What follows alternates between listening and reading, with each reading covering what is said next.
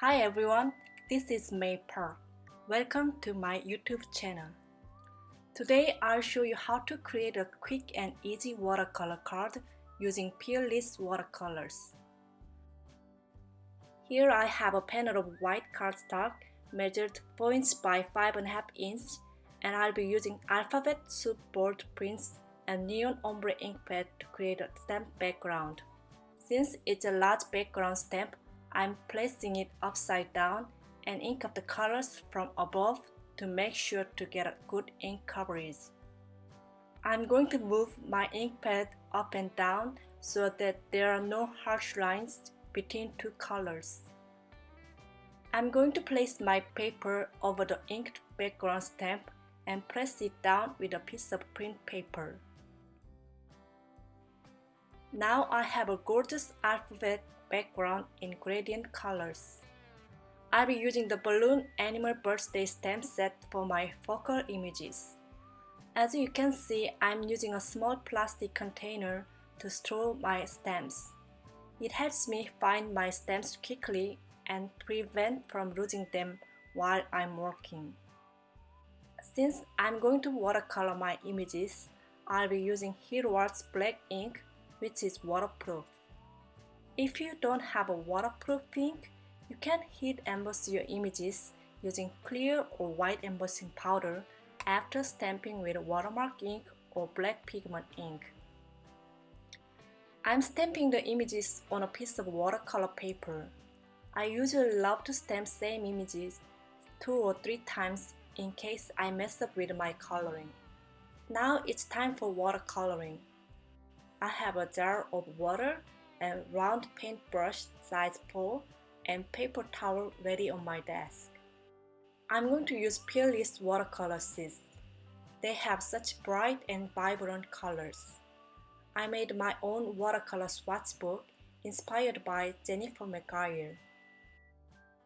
I cut sheets into 2.5 inch by 2 inch and put them inside of each sleeve with some watercolor paper for the color reference. I added a sheet of acetate between each sleeve as a color palette. Once I pick up some pigment from watercolor sheet, I'm applying the color to my images and adding water to spread the color. I'm not going to color entire images. I just love the white spaces left here and there. Now I'm going to volume up the music and we'll be back when I'm done with coloring.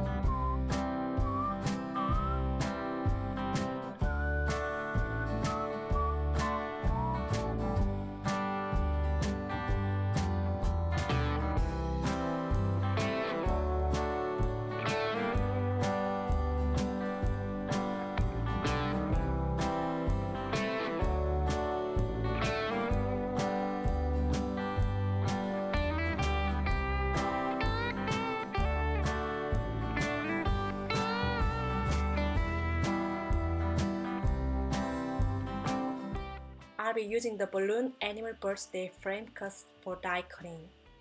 I'm placing the coordinating dies on my images and secure them with washi tape. Then I'm running them through my Cutterbox die cutting machine. I colored more images and die cut them all to make a few more cards while all the supplies are all set on my desk. It's now time to build my card. Here I have mint cardstock measured 4.25 inch by 5.5 inch. I'm mounting the stamped background panel on the top of mint cardstock and mounting them on the A2 size top folding card using double-sided tape. I'm temporarily positioning my die cut images on the card front to figure out where to stamp my sentiment from the many everyday messages stamp set. I'm prepping my paper with anti-static powder to prevent any stray powder from sticking to unwanted areas. Then I'm going to stamp the sentiment using Versamark watermark ink. I'm applying the white embossing powder and tap off the excess. Then I'm going to heat set my sentiment with a heat tool. I'm mounting my images on the card front using foam tape to give some dimension. I added my sentiment banner on the card front with a tape runner, and I used the T-ruler for perfect alignment. But I'm not happy with how it looks, so I decided to give some dimension with foam tape.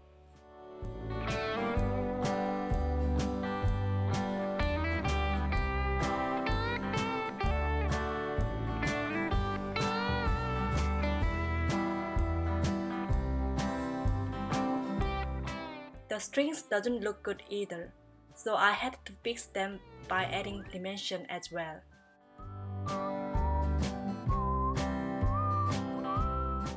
Then I'm using a glue eraser to clean up the mess on my paper. That finishes off my card. I hope you enjoyed watching my video and loved my card. Thank you so much for watching. I'll be back with another video very soon. Bye bye!